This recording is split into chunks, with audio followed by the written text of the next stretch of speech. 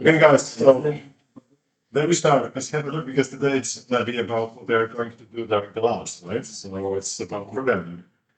So we have an introduction to programming and in general, um, and quickly review with you of programming concepts first. So the first concept is how we will alter the software in like a pipeline. So we start source code that your code is going to be in C or C++. I will tell it a bit more when we progress and quick with the language, so we'll see the difference, right? Then you create your code along with some configuration files. Those configuration files are needed because every development work is specific. What I mean here is like microcontrollers. So, for example, this one is going to be using it during the labs. There's a specific microcontroller under it, and you need to tell the compiler compose the code you're combining, right? Because the code is hardware aware. Right? It's just a textual information on how the algorithm is encoded. The table that towards the specific hardware, specific microcontroller family, and the code integrator. Because as you know, the microcontrollers can vary with internal RAM, internal flash, right? So that requires a map, the contents, and so on. So finally, we have a firmware. It's still your development computer. And then what you do is to flash the firmware of the microcontroller. We call it bare bone or bare metal programming, right? You do everything you own. The microcontroller is empty, it doesn't have an operating system. This is the most common case in case of the end node devices like exceptional devices. In focus devices, I usually have some sort of operating system. So it's like a different. Yeah. But here in this context, we go in this mode.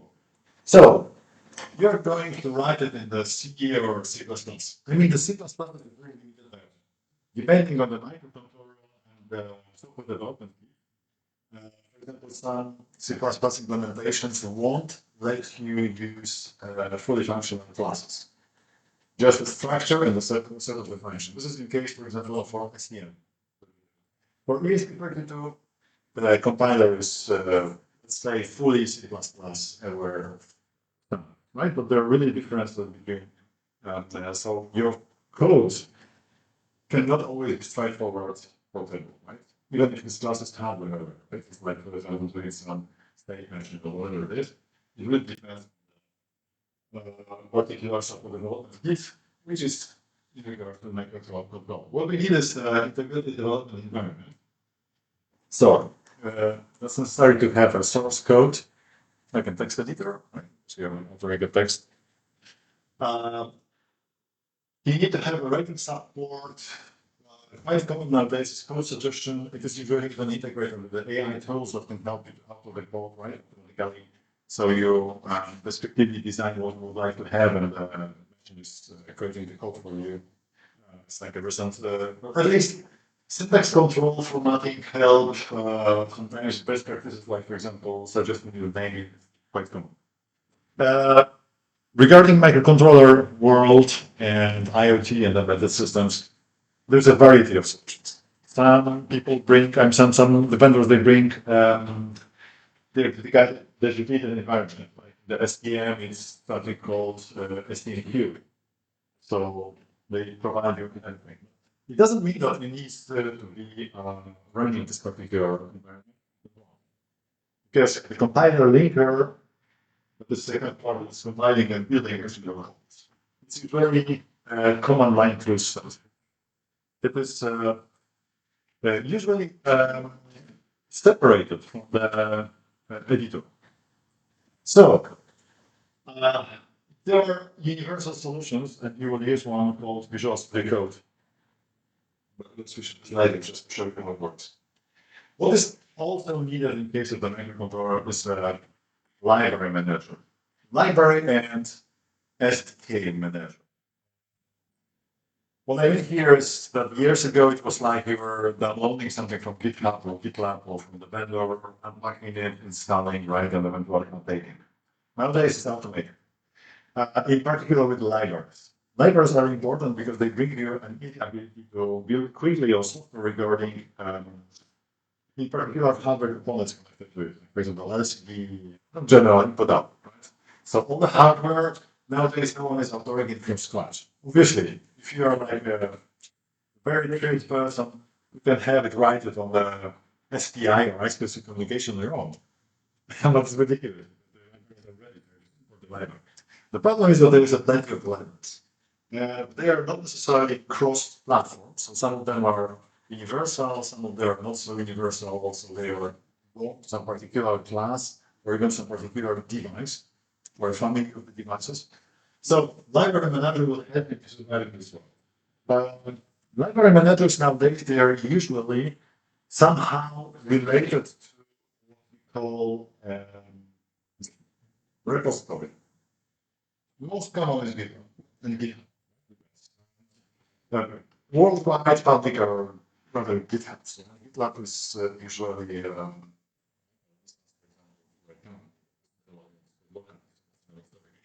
but if you go with an open source and you go with like the solutions available on the web, you will, but mostly currently is GitHub. It is not necessarily to have an account there, or no, because the library manager has usually public access, so it will show you some user interface, showing you library names, the capabilities list, samples, and version. And the library manager is also in addition is tool to track updates. It will let you know when the new version of the library is needed. Sometimes it really don't help you to solve the problems regarding, for example, tell you what is changing because the developers sometimes are changing user interface or API. Okay. Next thing is a flash. So this is something that ports your binary code once it's ready into the device. The connectors are this variety of the connectors. Honestly saying, 99% it's a serial microcontroller. However, it's usually wrapped with the USB. Sometimes it's JTAG, J-Link, sometimes it's S3 for SD microcontroller. It's hardware dependent. But in majority of the development worlds, all you need to do is just plug in the USB, and it shows on your computer as a serial port. So in case of the Windows, we need to find out what is the COM port number. In case of Linux and Mac, that's going to be something like a dev TTY USB or TTY AC, and it depends on the Ethernet controller, right? How it shows up. In general, this device is nothing more, but it's using protocol with the serial port. It is later connected to the programming serial port with the microcontroller. So this is how it works. So hint number one, when you configure your environment, you plug in your board to check the COM number because you need later to provide it in the configuration to let the 5.0. Okay, this is quite a common mistake because that's the way to do it and nothing else.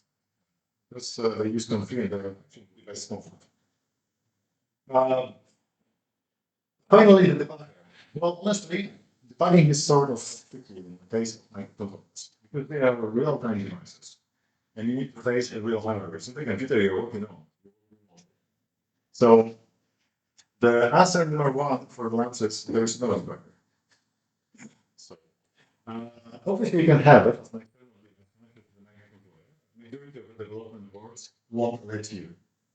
Vendors used to provide at least one development board with a fully working debugger. And it is usually exposed as a second component, but not always. In case of S3, debugger is visible some other way, it was a control. In case of JTAG, it's comport again, but it's separate device to connect. So this is not integrated into the development board. It's like SSA, not connected over either right? But for example, those boards that have there's the there is no documentation. So instead of debugging, we will mostly trace. I will tell you examples. So at the moment, there's a couple of options to choose your development environment as an editor. And at first, and the nature of it came very early, it's Arduino ID. But it's not only for Arduino. It usually is for any other microcontrollers. Maybe not so many as Visual Studio. But Arduino IDE is like the first choice for hobbyists when they start. Why? Because it's quite easy to install. It has some features, but honestly saying, it doesn't fit for the complex projects. Nowadays it's better. Uh, some like 3, 4 years ago, it lost the competition with other uh, editors like which shows the code, for example, because it has an intent standard, can index your code easily runs over your code. For example, you can control click the function that will bring you to the library definition of the function automatically into the parameters, right? So Arduino IDE is, I would say, for very beginners, far below your level of knowledge. So we will go on the middle level. Obviously, Visual Studio is just a code editor, so it requires a lot of other plugins to work seamlessly. There's one more quite popular editor called iot. But to me, I would say majority of the developers right now live it. And of course, the libraries. It's like that. Nowadays, of course, you can program bare bone, I mean, bare metal, the hardware, but for a quick delivery of the project, it's not optimal. So then you use the libraries that are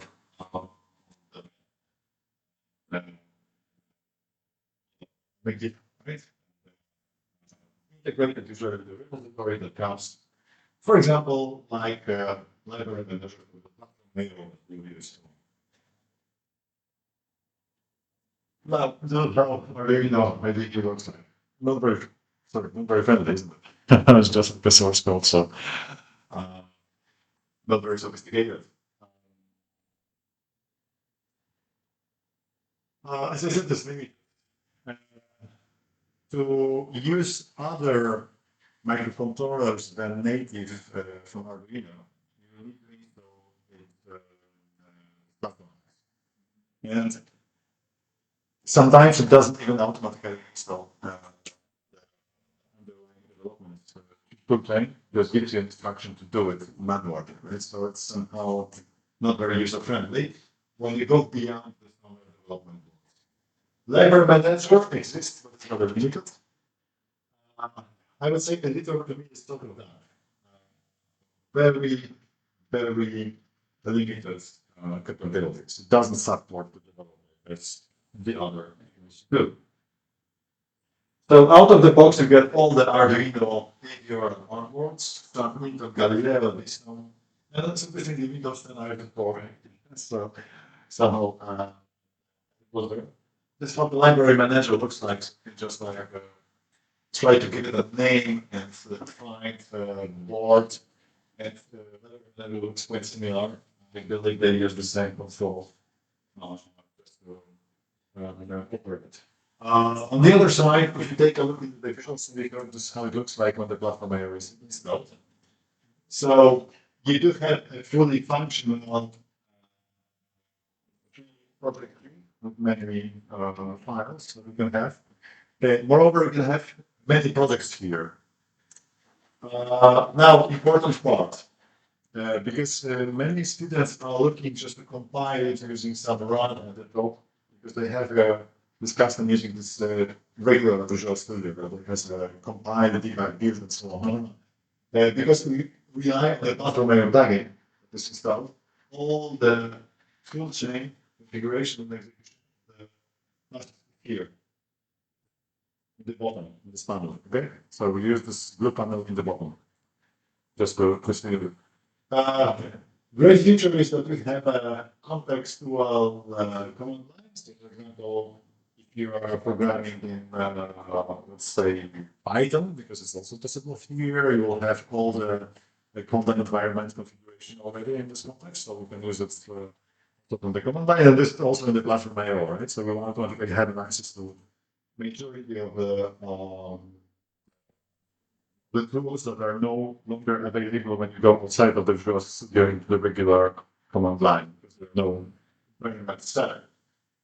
And it will also start for you to launch a new project, go through examples, help you with the library devices, and tools, right? You can automatically you can highlight your information that there are new libraries or new development platform versions available to let you decide either install it automatically or your own. So it's quite wide. And one more thing, your project, if it detects that on the file system level, your project is already in GitHub or GitLab or any other versioning system like here at SVM, it's already here. So obviously you need them to make a correct context, like a login to your GitHub or GitLab account, but that will handle all versioning. So it's integrated. I will like it, right? Just click it and we say commit and push, right? And that goes to the GitHub and then another version. You can branch, you can switch between branches. It's all like a repository client here. So this is why I like it, right? We also highlight you to the left here. This button will tell you all of the files exchanged. If you click on that, you will have a list of the files that has changed, and you can even compare what were the changes in between this version and the previous. So you can always hear each group is embedded. Okay, so this is how code authoring looks like. So you see, you automatically have your code scanned for your class of definitions, right? So that will help you in the complex projects to handle the reference system like code. And so we have a full functional in that sense. But still, it's just a text editor. So there is a variety of extensions available. We use Platform IO, but it's not only one that I would suggest you to use. For example, if you have some implementation, you can make a remote development. You can make remote machine remote development. Of course, it's not the case in majority of the it helps a lot, right? So, yeah, it's possible to do that. So we'll use it there. Very lines it's like Visual Studio Code and the Platform IO, which creates itself. I believe 90% of developers is using this configuration method. So here's an example of how it looks like in terms of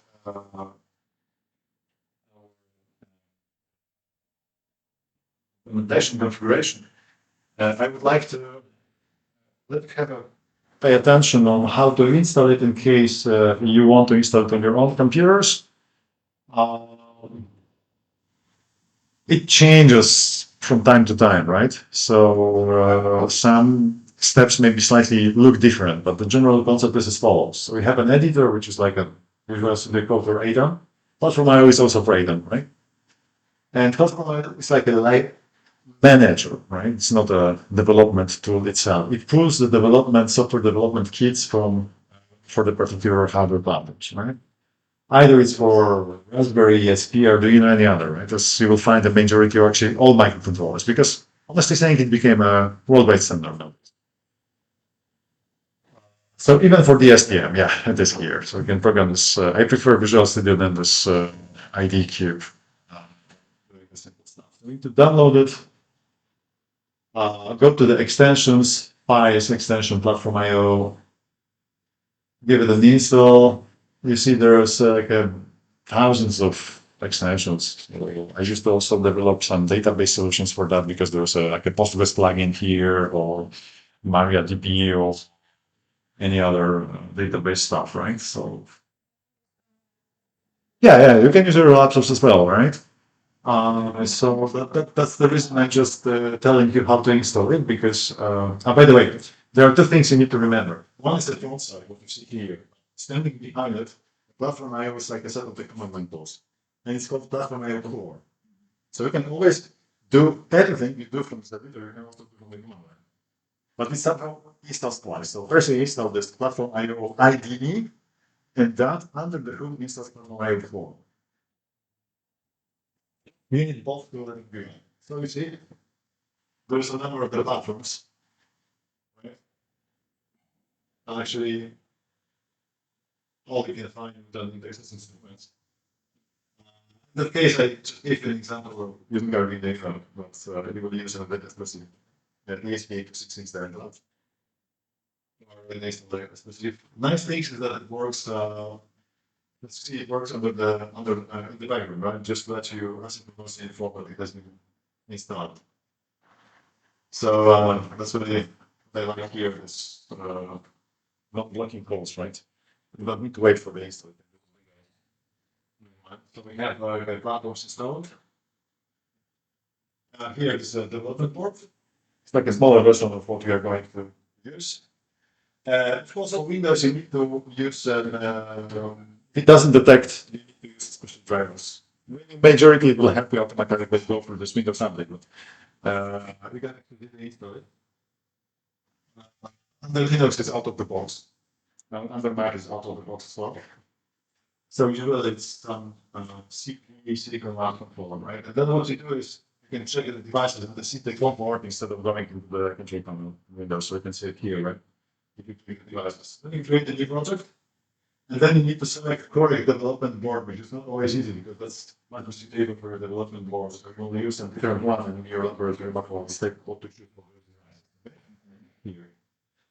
And then you get the project name, you just launch it. Once your project is ready, you have a main function, and the main function is already pre-populated with this Arduino framework. 9 months, so I'll tell about it a little bit later. But in general, the function that they set up in look for programming is like easy. I'm just flashing the LED here as like an example. So what you do here is then you go into this compile, what is the EV symbol. For the first run, it may need to pull environment. It may take a lot of time because it checks if there's an update, it pulls development environment instance for value. And also the libraries it hears. For the next run, it's going to be much quicker, right? Because it's already on the local disk. So then you click upload, like this arrow, and it shows you uploading to the device.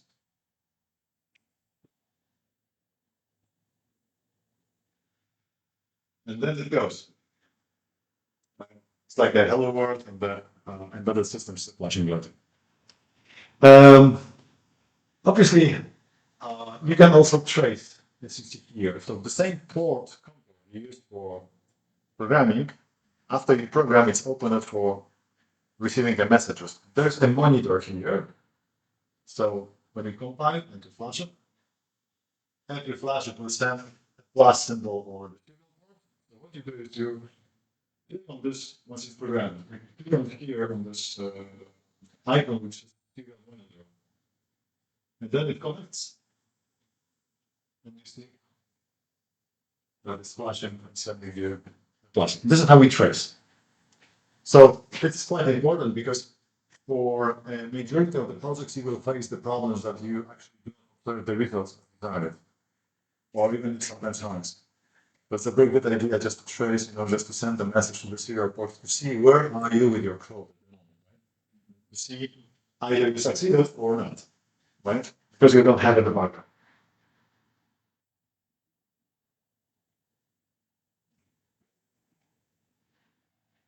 Okay, let's go further. So, what is the project in the platform IO? It's simply a folder. Keep in mind that there are two important things. First is your main CPP SR system folder, and this is where the compiler is. And the second is folder, the root folder but the configuration I mean information and how to connect which one the line is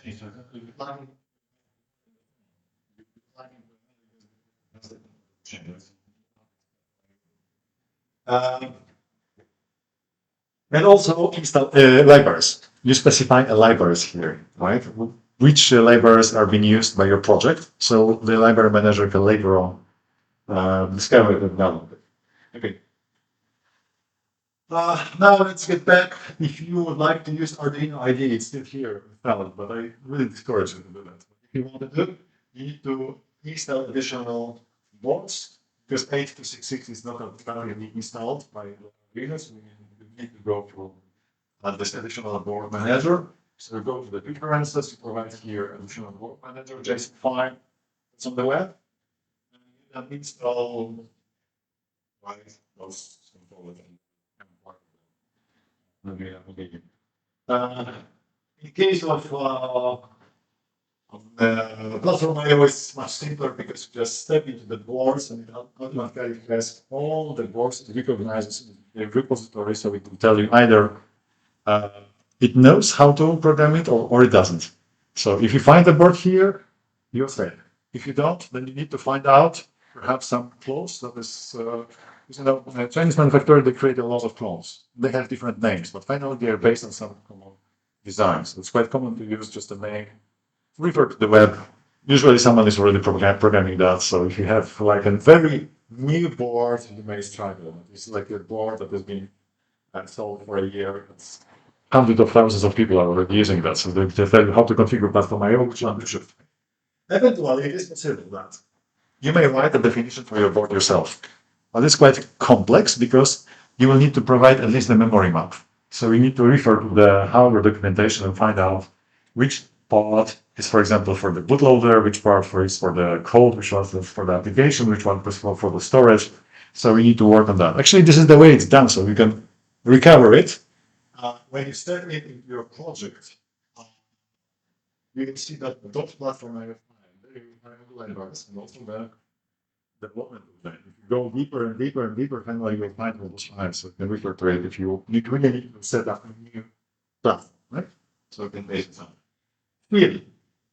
Here is an reference to the platform, and here there are frameworks available. So we are focused on Arduino, but there are different ones like the Zephyr, RTOS, or the one for STM, like and so on.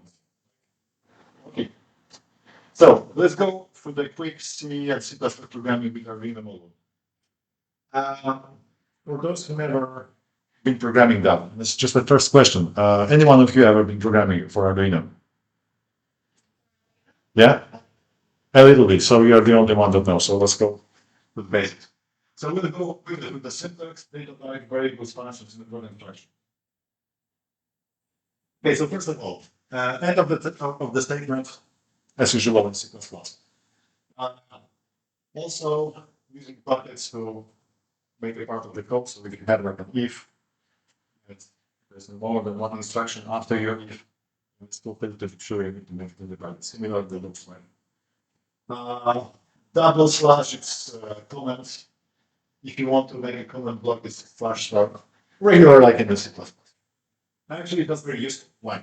Because if you start with your code, you wrote a code, you combine it, upload it, and that's more. So perhaps you will need to like comment part of it, introduce serial.read and see either we reached it or not. And you comment some more, and finally you will find out where is the mistake and it's blocking your code, right? For example, let's say infinite loop for some reason. Yeah. Okay, so what we have here, we are the data types.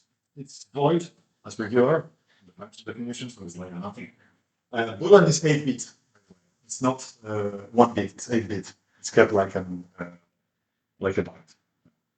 A character is playing like a byte, so it's 8 bytes. Unsigned character, int is 16-bit here.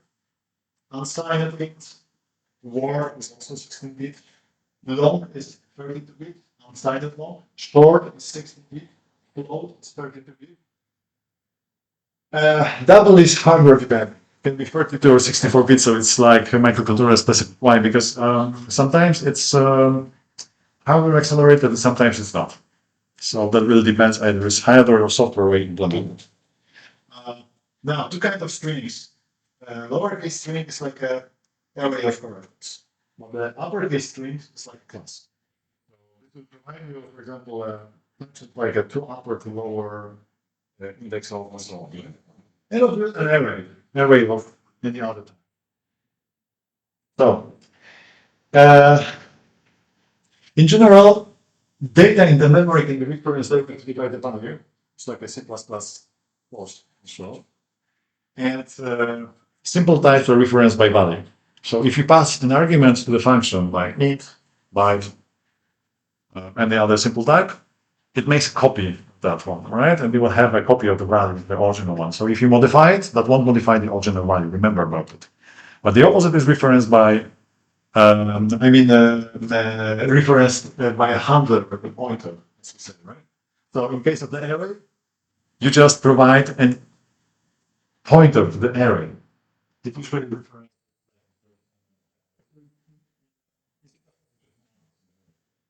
And then if you modify the value, modify the because we more in the function, it will entirely change something in the original value because it was referenced by. Obviously, simple data type can be also given as a reference, so we can make a pointer to int and pass a pointer that will once you do reference. Classes. As I said, not all of the frameworks implement the classes. In our case, it works. In ESP. In SPF, it doesn't. But in general, class is like an encapsulation of the open data. So we have member fields and the functions. There are three kinds of functions: constructor, destructor, and methods. Constructor is being called when instantly an object component of the class. So like initial configuration. Methods are anything else. The destructor is when you shut down the class. For example, to clean up those data. Well, goal number one in microcontrollers, try to avoid dynamic memory allocation as much as possible. Because if you fail there, you will quickly run out of the resources. For example, you allocate a rule, but you freeze, so you run out of the resources you will get right here. Which is quite hard traceable because you won't have a notification, right? Structure is similar to object class, but it doesn't contain functions, so we don't like a memory. It's quite good to make a complex data structures. Like, for example, a content, a size, like a front and a tail, for example, for the FIFO loop, but it can be also taught. Okay, body. It is used in the function declaration. So, in short, it indicates that the function is returning no value. So sometimes in the other languages we refers to it like a procedure. It doesn't return any value. Eventually, you can modify the values by key arguments, or indirectly, in either case, by changing the value based on the reference.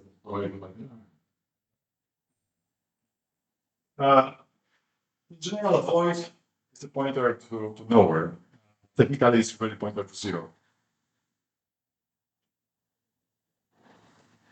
Character is 1 byte. It represents, let's say, a letter, right? Microcontrollers is really the ASCII code. It's a little bit problematic with foreign languages other than English because it gives only a set of 256 values. So, like 0, for example. So, there are, for example, no Polish wrappers. So, the only option is just to exchange inches and replay them with some Polish numbers. Or you want to Unicode. Unicode is it's like a different set. Interesting character can be treated as a silent or unsigned. 1 byte silent is from minus 128 to plus 127. Always one less because 0 is included in this positive part, right? So we need to always one. So this is the byte. The byte stores an unsigned number from 0 to 100. Int is the 16-bit. Signed is this range. Unsigned is between 0 and 65735, right? 789. To the power of 16 minus 1. So this is here to the power of 16. No, sorry, it's 7. Unsigned is to the power of 16 minus 1. It's here. Word is just like 100 megabytes, 16.7. Anyway, okay. How to declare an array? Array can be explicitly a predefined amount. It can be given by a set of values. So the compiler will automatically calculate how big is that. In case of a contradiction, that definition wins. Right? Because there are 5. 1, 2, 3, 4, 5, and the 6 is going to be undefined. So, please never assume that there are 6 zeros, for example. Right? never assemble it. There will be 6 times the garbage. Okay, because it really depends on the implementation of the compiler. Some compilers make it automatically to clean it up, but some compilers may not. So we will face what was under this unrest in the previous one of the doing. So never expect it to be zeros. Okay, explicitly clear just for the same. And the message of the card, right? It is possible to make a dynamic allocation, but as I said, try to avoid string. Yeah, so we can declare like an empty string. We can declare string of the cards. By the way, end of the string is replaced by the decimal zeros. Zero. Special code. So this way you don't need to provide the length of the array. So you just make a reference to the array, and the algorithm is supposed to scan it unless it finds backslash zero, so it knows this is the end. But obviously you can declare like this one and say along this 1, 2, 3, 4, 5, 6, 7. You can do it this way, so you calculate size automatically. Or you can make it bigger so that it's again. Okay. To the object, the string object class has a number of the constructors. It will help you go based on the char just by the replacement of the kilo operator replacement. Empty one, or you can go with some complex stuff like make an non-repeating and similar number to define, or even go with some small conversions. So we have here a hexadecimal representation of 45 and any other. Here it's a plot, a 3 decimal number, but it's going to be string. So it's going to be string like a number letter. It's called letter 5, letter dot, letter 6, letter 9, letter 8. And so on.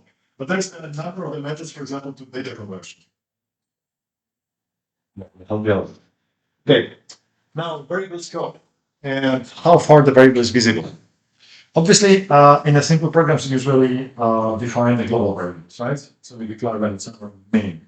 But please be aware that it can be global, so the variable is declared outside of the function and is usually available everywhere.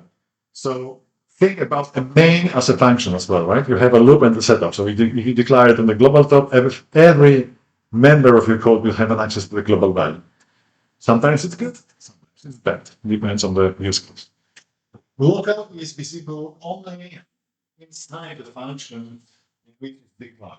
In case of the contradiction of the naming of the variables, the local replaces the global. Right? So my personal advice is never use contradictory names. Right? Just give it some other name. What is important in the case of the local is to understand that if you execute the function a couple of times, every next execution, the previous values is lost. It's lost when it's local. You can make it. So starting from start values can be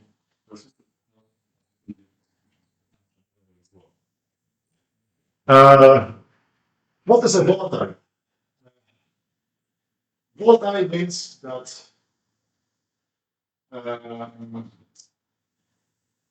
it's fragile, let's say. What I mean here is that if you're sharing a part of the memory functions,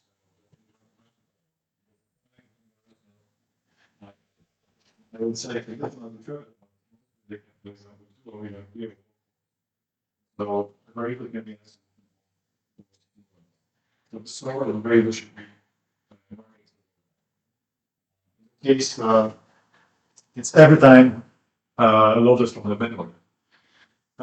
So that's in the case of using the variables in the interrupts or in the multi-choice code. Constant. It's like a constant. It's read-only button, right? Important is program. Why? Microcontrollers are having very limited resources, right? So in case of the memory, it can be a couple. So we need to save it for the system, for example, keeping the user interface the error function messages. And it can eat a lot in terms of the resources. So one of the options is just keep part of the flash as a very good storage. And it can be kept there. Obviously, reading this article will take much more time. But we can save memory. We can preserve the memory for other proposals. So it's quite common to give it a pen. And this array is not being kept in RAM. This array is being kept in flash. So every time you reference that one, it will just reference to the flash memory, not to the RAM. So the key in the structure is like a simple plan. So we go given us set of other types and then calculate together them later on. Define the variable. Instantation is really fine because instantation is given in the order. So in that case, R gives 2.5, G gives 0, B gives 0, right? So I can write easily. Classes. Here we have a class lat. That's like members. Sorry, the fields, so like the variables, but they're private or public. Private means you cannot access it from outside of the class, so you can refer it using reference terms. So it's public, you can refer it. And the methods, of course, right? So we have like an init. There's no constructor here, right? Because the constructor should be referenced like then L, capital L, lowercase e, lowercase d. Returning the more. Okay, one more. What is the singleton? You know, in microcontrollers, in majority there are devices that exist.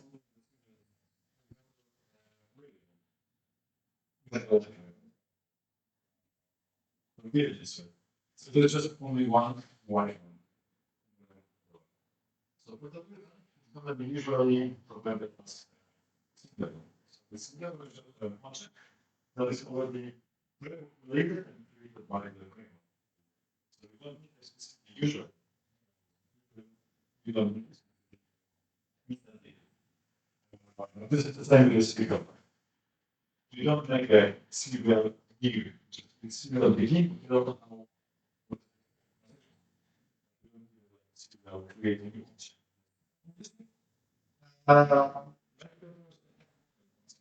Next one we will have other than but it also applies to what right? It also applies to pen. Like there's a one instance.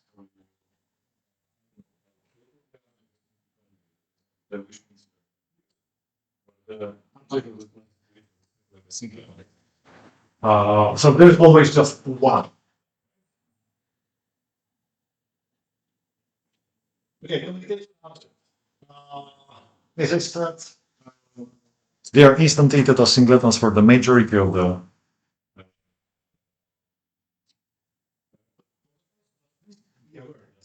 Do you not listening to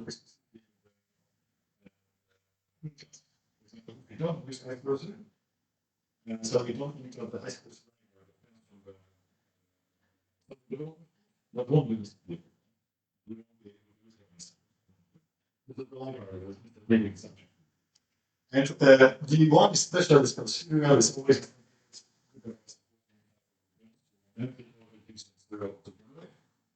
but you need exactly to tell communication speed.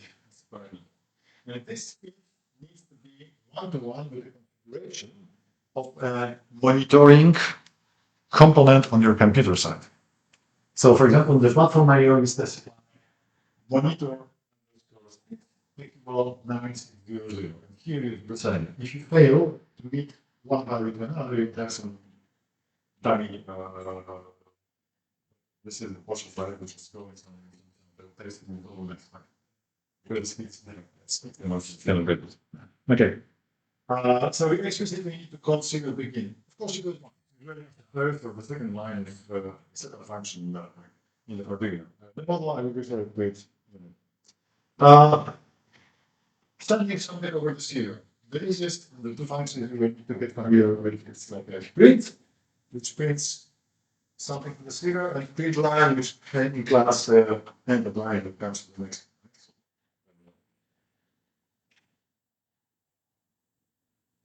So, as I said, this is the simplest way to trace. Of course, you can link some LEDs if you haven't. You can use the LEDs. But I will starting developers. I always start in by step by step. So first is to give the serial gives a message. Hello, okay. We use it upload with chemicals. Then it needs to take some object values. Try to display something, but still keep the serial. Then use a sensor like receiver. The signal you're reading is this gives some data, right? So one is also build it neutron volume. But the tracing via serial is very common, and sometimes it's the only one option. Then you go yeah, the other tracing is possibilities like you can go with some node. So, for example, the remote labs, when you don't have an access to the serial port, we need to go for the templates that are working for sure. So we use a template, and that gives you a bootstrap on setting up a display like LCD or whatever is available there, and then you go based on that on good. Okay. So, in general, if you want to program any board, the first thing is to connect to the USB with the other interface and set up the contour. And then you install the software like an IDE, toolchain, board definitions, finally trading logic. Compile, upload, and deliver. Now, the program structure in this Arduino framework. Guys, pay attention to it. There are two functions you need to implement. Every time you create a new project, even if you are done it here. The first is the setup function. It's only once after we put in your main control. The flashing usually involves another big. But you can also press the response. In the setup, you do everything once. In the very first setup,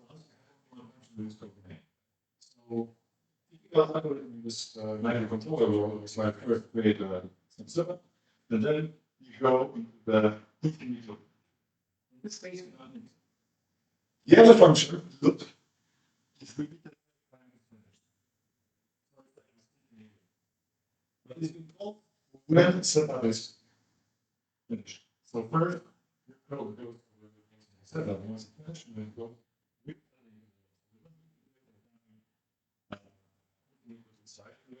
the because in between the execution of the loops and the ground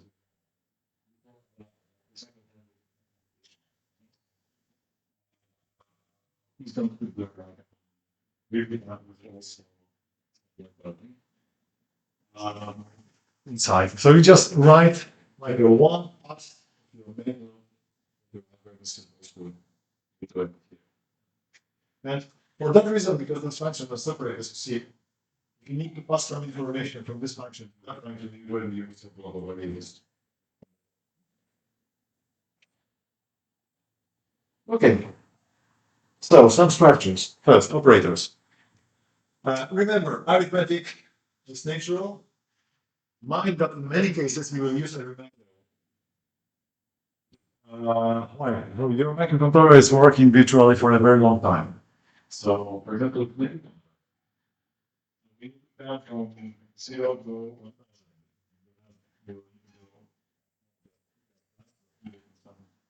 Just you lost I,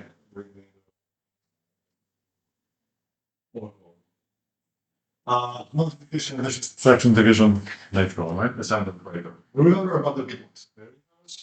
Boolean operators, if, and general and post function structures, and pointers, right? Reference operator and the operators. The start, like in the sequence. Comparison. Just remember that to make a Boolean comparison, we need to use data documents, not just a single one. Okay? It's a assignment operator. It's a comparison operator. If you do use this one, you will have completely with it because it goes. It's very true. It's a assignment operator returns on history. There are compound operators. This is where the C++ name comes from. But there is also increment. Okay.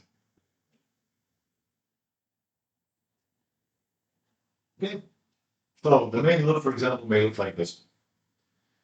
And inside, of course, you can some for loop if you want it.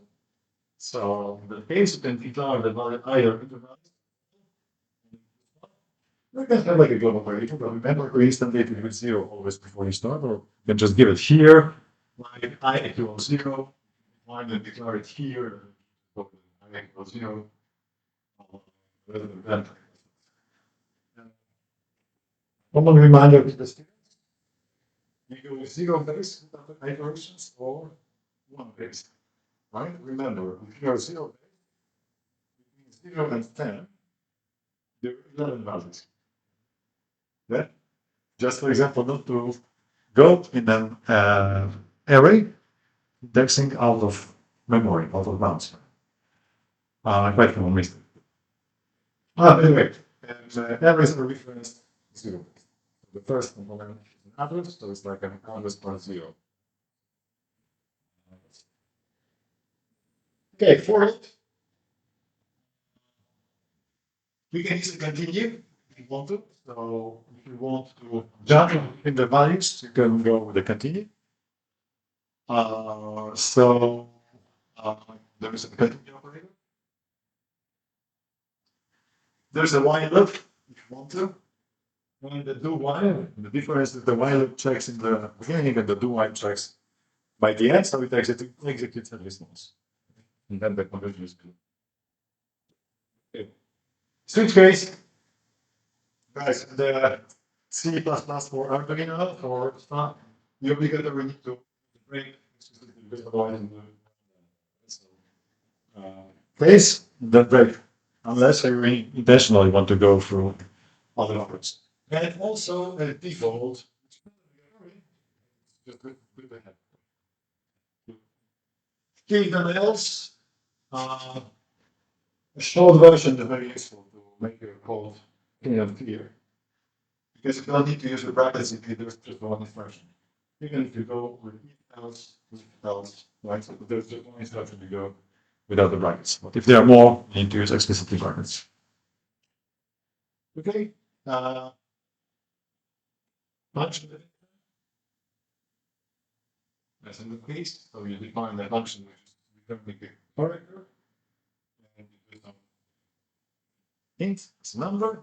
So we return like an ASCII code of A, B, C capital letters, right? The way it works is as follows: it returns like ASCII code plus A, which means there's some shift because A is not 0, A is some other number, like 42 or whatever it is. So you need to make it shift in the ASCII table, right? So here we have an example of use of the functions, so we can nest the functions. This one. Okay, how do you interface the hardware and so on? Well, in general, library gives you an examples of how to handle communication with the computer components. You need to follow it. Here are just some examples like how to refer to button.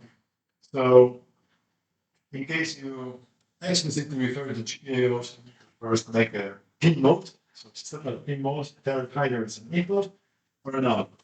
Majority of the microcontrollers, they have an internal pull up, sometimes pull down resistors. So there are also options, input underscore pull up or pull down. But it's hardware dependent. So not every GPIO, no. Sometimes you need to make a system hardware. You can also make an output. You read the value 0 or 1 through digital read, referencing by the GPIO number, GPIO4 here, and you make a digital write given a GPIO pin number and the value right. It's 15 in space. Every board has a different pins connected connectivity, so again, it depends on your project, right? So you have to require them. Reading an analog input here, it's as easy as, for example, analog read, but that also depends on the hardware, because sometimes you need first to initialize analog converter. Many devices have, for example, scalable inputs. Or for example, have an internal amplifier just to increase it. External. Very much. Most of all, many resolution and stunning speed. But the lower the talking speed, the more this also able. But it also makes a longer track. Interestingly, what you're interfacing here in this development, their buttons are connected to the analog input. Because otherwise you will need to have, there are 6 buttons, one of them is reset, so there are 5 actually for user. You will need to use 5 GPIOs. So they had an idea just to connect it as an analog input. And depending on what you show here, you will have a different voltage.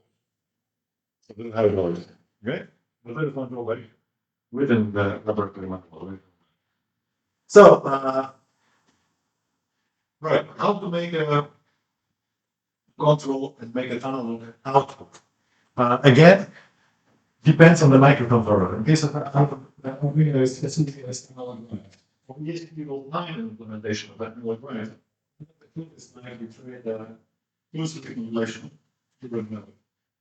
So a closed accumulation, the amount of energy you digitalize the whole, but it's maximum event. Let's take the right? So let actually it's not flashing. One of the key configuration parameters is resolution. How many different values choosing the new thing? Like 8 completes 0. But I think also frequency. The higher the frequency, the less it flashes. Time. Good. That's service. What is the flashing going on? Obviously, you can also add a capacitor, make it electronic, make it fully digital. This is the only option. So we go with an analog drive to give it like a. First, we need to configure it, and then you give it measurement. In ESP, it's going to be different. You're going to declare a PWM channel, and you're going to write to this channel, and the channel is bound to the GPIO. You don't write to the GPIO directly. Of course, you can write your own code in the loop, right? Okay, so an example of the LCD display, very common one. So as you see, you need to have 6 GPIOs hopefully.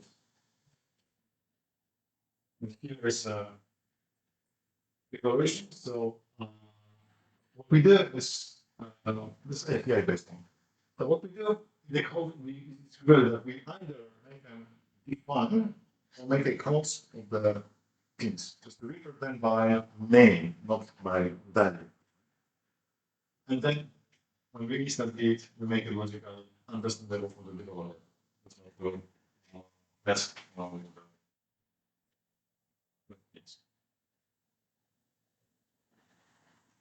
That's an example of connection. So we see that we have a display object completed here. So there's a class provided by the library. You instantly did it, so we tell the object working on this particular set of keys, sometimes the keyword. As you see, it's manually connected, so we find it.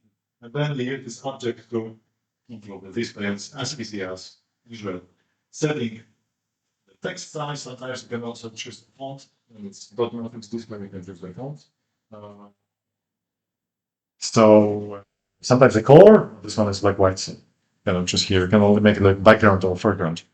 But if it's the OLED display, you will follow. And this is really another library that's providing the services for you, which is called here with GFX or any other one. So it provides you simple graphical objects and drawing them like a line, circle, triangles. You want to draw a zebra. But it's hardware independent. Okay? Reading sensors. If your sensor is analog, you can go for analog reads. If your sensor is digital, you will usually use a library. Most common interfaces, one wire, I'm sorry, I2C, SPI, one wire CAN. CAN is the automotive. And I would say every framework contains implementation for those. When you include it, usually the one of the objects is instantly done. If you have more buses, because many microcontrollers can have multiple I2C buses, multiple SPI buses, you need to instantly run another one. It's create an hardware and software SPI plus finally some logic there. So it's very, very controlled and hardware specific. Okay, here's an example of perhaps one of the most popular temperature sensors running one wire. So we go instantly the bus. The one wire bus is GPIO. Then you give it the controller class a reference to this one wire protocol communication so we can know what to do, use. And then we just give it again. And then you read the temperature here in centigrades. And then display it on the either serial or this display. This display card is like the one taken from the stop. Controlling actuators, as I said, 0, 1. If it's like a flip flop. But if you like analog, there are many other special components of controller, for example, step motor, servos, their external circuits, and you then use a library to.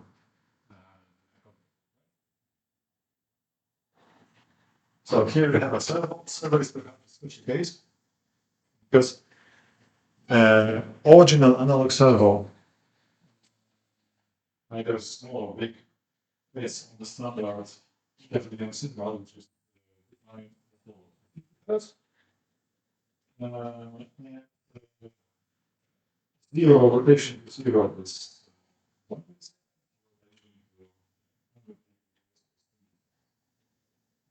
So the limit is 1. So it's just changing the things. First, so not that.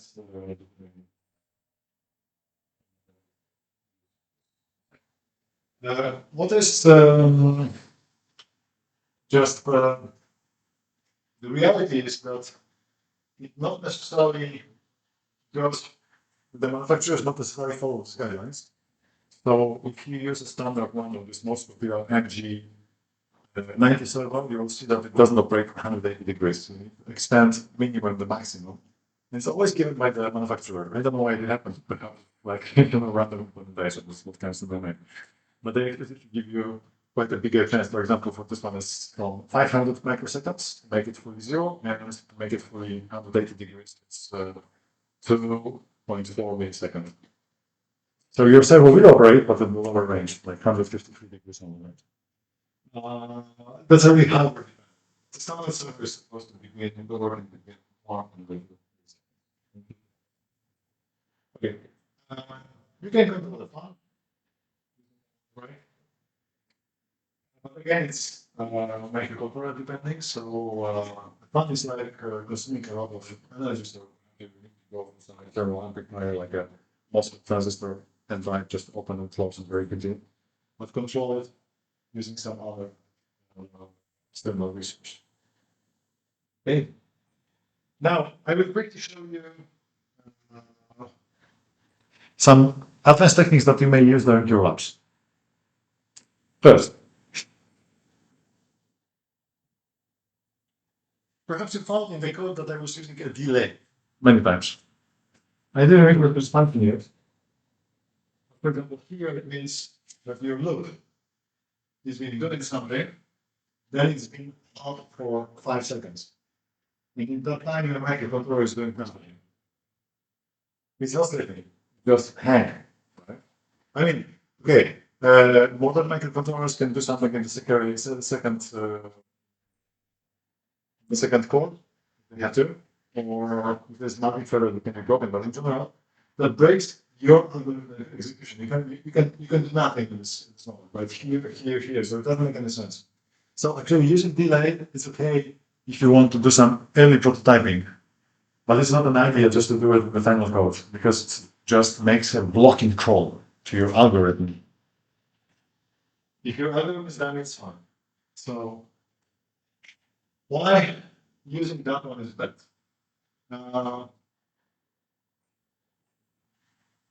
Because there's a better idea.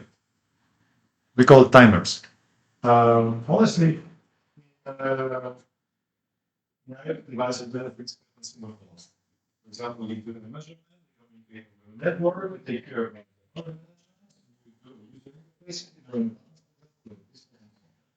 so then who has the things to do? Either if you do it with a delay, your user will be pushing the button. So in that case, we use interrupts or actually interrupt is a code executed if something happens. So you can find an interrupt the GPIO. For example, if someone pushes the button, then some code that is being a handle information for the GPIO. But that will be executed. Timer based is like you still can interrupt internally with once with the so there are hardware timers in every microcontroller at the very beginning. The number of them and resolution capabilities they depend again on the hardware, but at least there are that you can use for repeatedly executing your code asynchronously without the need to use a blocking code, right? So you see there's a left function here, a function for flash right? Turn it on, wait a second, turn it off, wait a second. Let's make it some other way. Algorithm is as follows. You start an algorithm in no current time. There's a great function called wheels that will give you not the real time, like it's, for example, but it will give you an amount of milliseconds.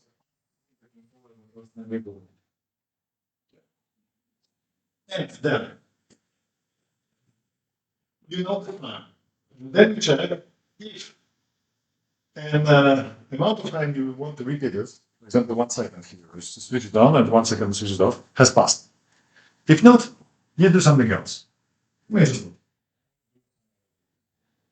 yes, then you do the task and you reset the counter, so you just notify last execution. And again, check, no, do something else. Check, no, do something else. Check, yes. That's manual. It's a manual timer.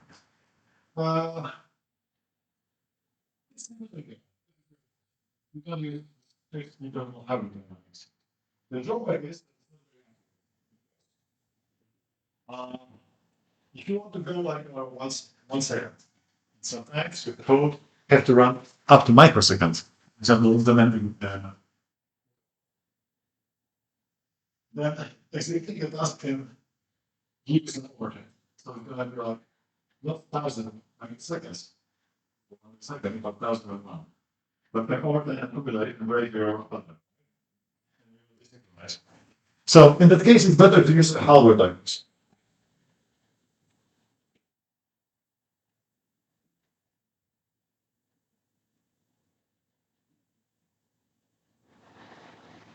Hardware timers, unfortunately, and handling of them is very platform specific. But in general, it's always composed of the following four steps. First, you declare a hardware timer object and you configure it. What you provide is typically either the frequency or sometimes a scalar frequency. For example, in SDM, there is a huge graph, very complex, that can use a different external, internal source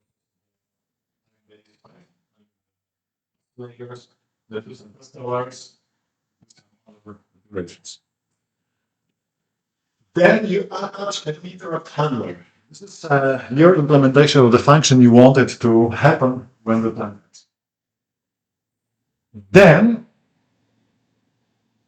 you can define either this handler is being executed only once, or is it executed repeating time? Because I'm not going to give you like a one-time execution. For example, you want to do something 10 seconds after the vote, but you do it only once. So you don't need to program it in your code, for example, so everything's being done, and then later, every time you can basically check, oh, it's not good, that's the just like us. No. But majority of the cases, for example, taking this collector repeats to your record, or scanning a keyboard. And actually, correct frequency here is very, I'm very, with the way that our leaf is working.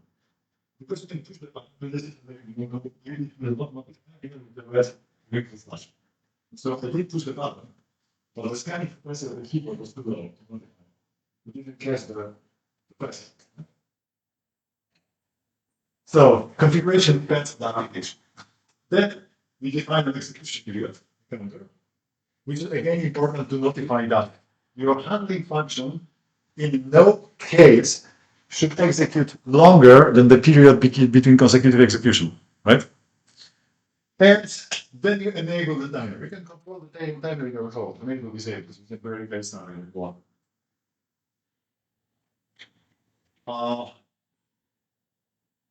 There are many limitations. For example, in the ESP32 platform, there is a hardware acceleration of the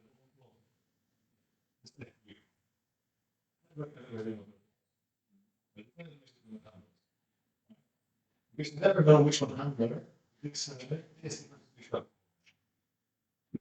And actually, the people they're doing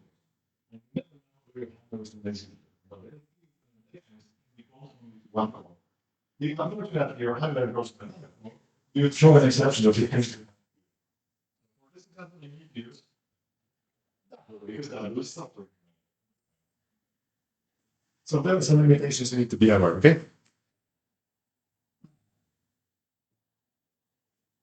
Here is a full example. How to use a timer. Watch this. It's for ESP32. So what I do is as follows. I define an object for a timer. Then I define a function that is a handler. By the way, you should keep your handler functions as short as possible. So the common approach is, for example, not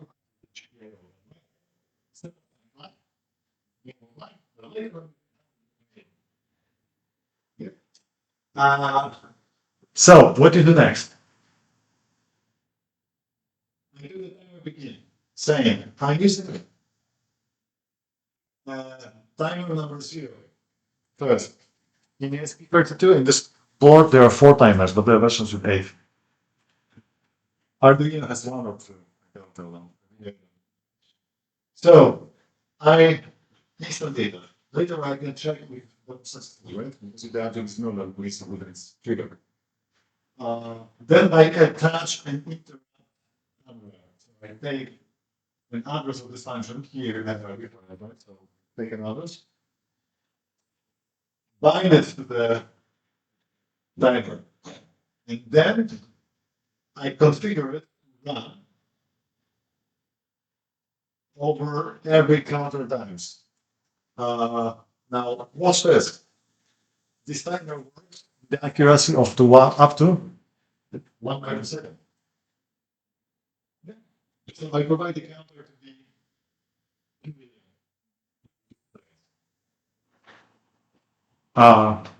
I get the base piece color of 80 megahertz, using 1 megahertz. So this is where it comes from, right? 1 megahertz is memory execution. The first color is here, but you can go over up to 80 megahertz. So you can go over lower. So such a small device as you see is very efficient. And then what I do is I just enable it. It means start counting and execute my function. And this function is being executed asynchronously. There is no function. Well, I read the log is I read the value that's been set by the handler. And based on that, I switch it on or off the lamp. But there was one thing, because this value is returned by and handler. Handler is writing to it. Loop is reading from that. But just to tell the compiler that there may be some contradiction when one is writing, the other is reading, I need to use it all the time. Obviously, the serious problem that you need to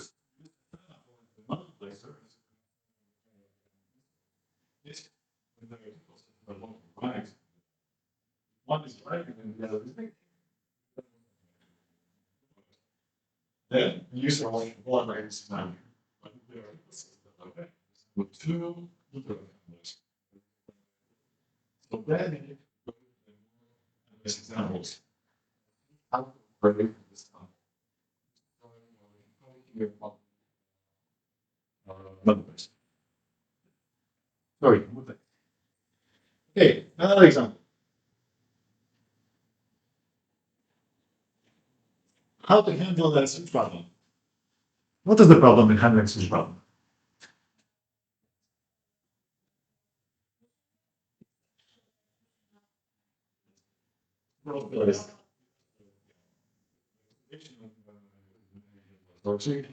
Instead of having one change, you have multiple times.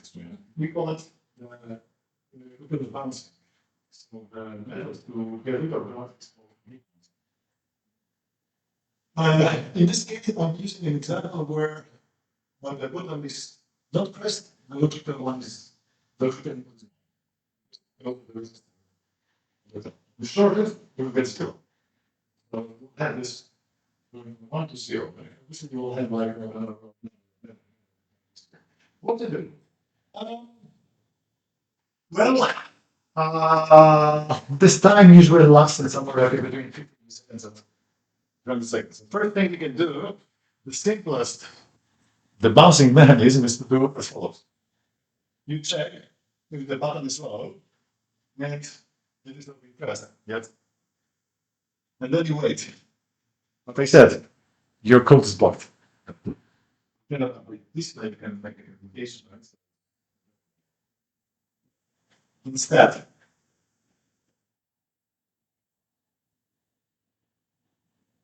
you go to something called state machine.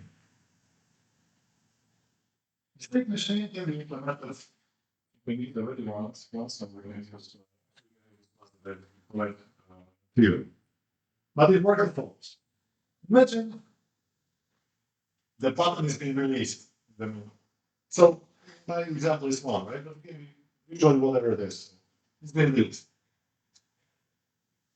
You check either GPA is high. If GPA is high, nothing happens. No one will switch it on. But if the first oscillation appears, you have to be triggered to low. It can be issued either by checking it actively or by an interrupt. Then you read when it happened. When you go to the debouncing, so you change the state of, instead the button is being released, you change the state into the debounce. This is actually what happens in our day. And now the bouncing state, it needs to have some time. The bouncing takes somewhere in between 50 and 100 milliseconds. So it's all about the algorithms. You check if the bounce time has passed. No, you are still in the bouncing. Yes, you check either this button is still low, so it means that it's loose, or it's high, so we need someone release it, so we abandon it. Right? Simple. You need to implement it in the code. Yeah.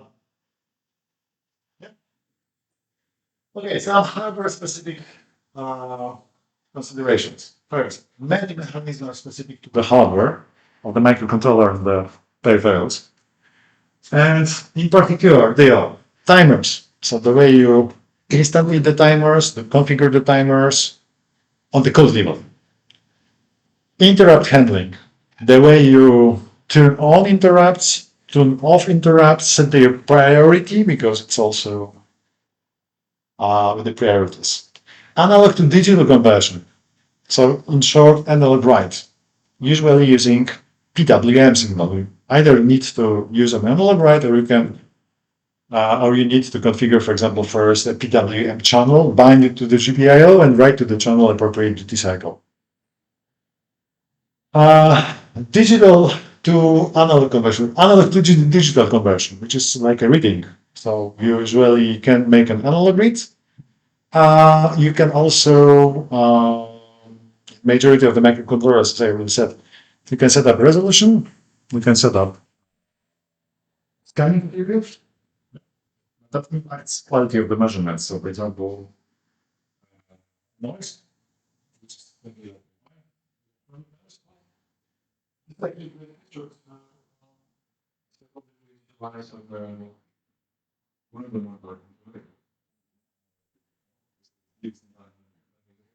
not going. So basically, it's not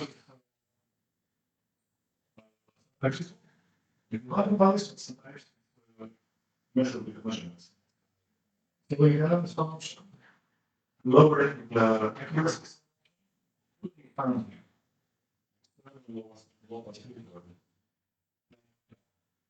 There's only things those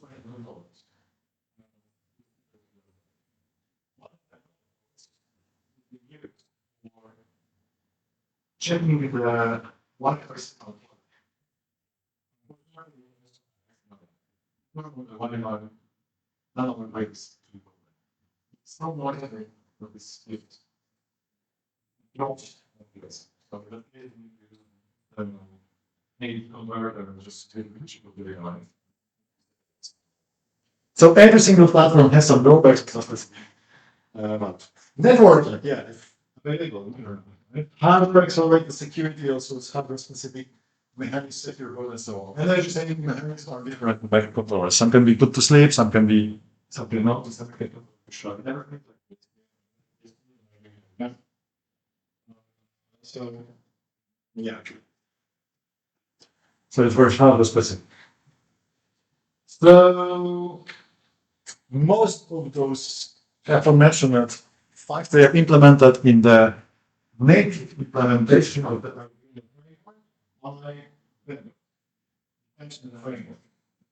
Usually we don't worry about it, but doing the function sometimes we're going to use the same network application library.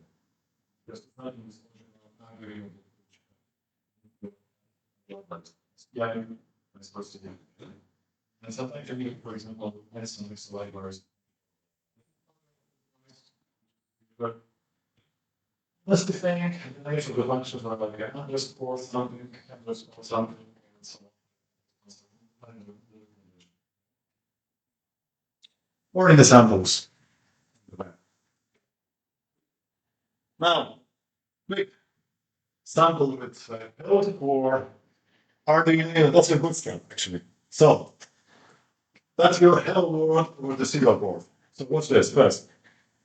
Here you need to have in the platform IO file platform, which in your case is going to be ESP8266. Therefore, I'm doing the unit. And the code is portable. Then, framework, words, we will use Daemon and RTMini. It's stated in the last number.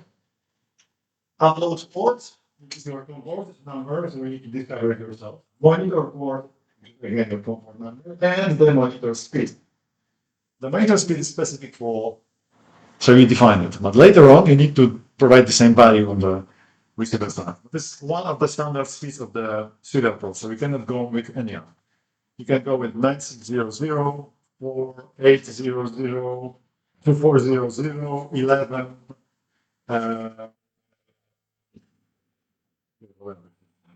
There's some speed. So then you make your code. First, I do a serial begin, then I do a print line, or I bring the loop.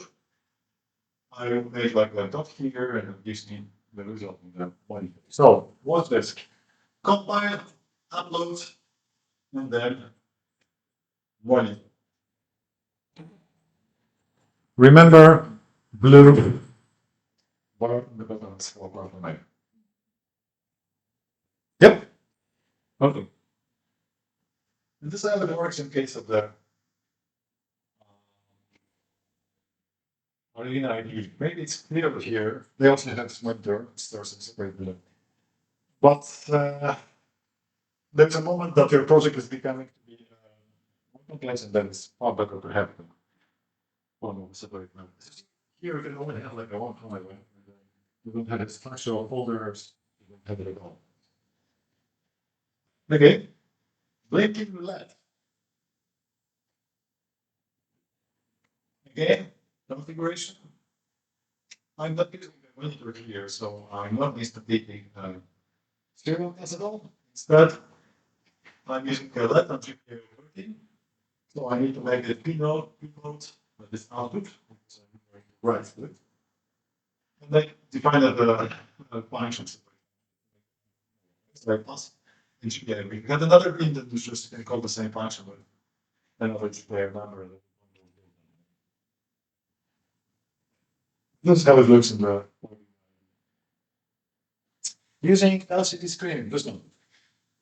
So pay attention. You need to define pins that control it. There are plenty of them. Well, that's power. But at least 600 of them are needed to help you. So we declare it, and then you instantiate it, but you need to mount the library. And remember, the library needs to be included from both readers. Code, like hashing up, and also tell the library how to put this library, put it to your programs and workers. So you create an object and instantiate it. Then you begin it because it needs to know the organization. It's 16 by this is not the dot matrix display. It is composed of fields, right? So you can control individual each field. Field is composed of dots, but you need to predefine corrected methods stored here. So you tell that it's 16 columns, rows. You set cursor, upper left corner, 0, 0. You write it. Then I provide some mixes. Like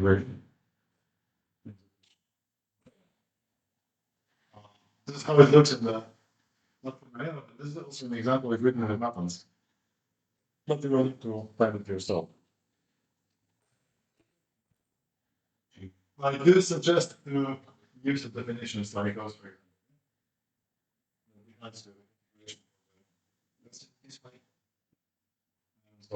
Please refer, this is an example for the Arduino, right? So please refer to documentation because it's different pins for use. Now, what about this program? Here is an example. If you store the text in the RAM,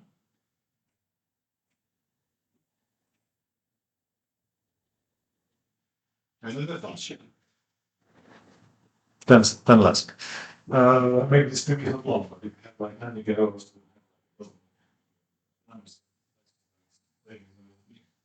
so if you give it like a program, it would be called management. So if you run out of, and by the way, with memory analysis, it's always compiling when you compile. So once you finish compiling and it's assuming successful, you'll have a summary, how much RAM and how much RAM it will be. So we'll have like in person and also in parts. So you can see if your code is like you're running out of RAM already, and you also have some memory allocation, dynamic memory allocation involved, you may quickly overwhelm your resources, so then try to limit it with smaller detectors. Okay, guys. So that seems to be all regarding the introduction to the programming. I will share with you, and the thing else is like more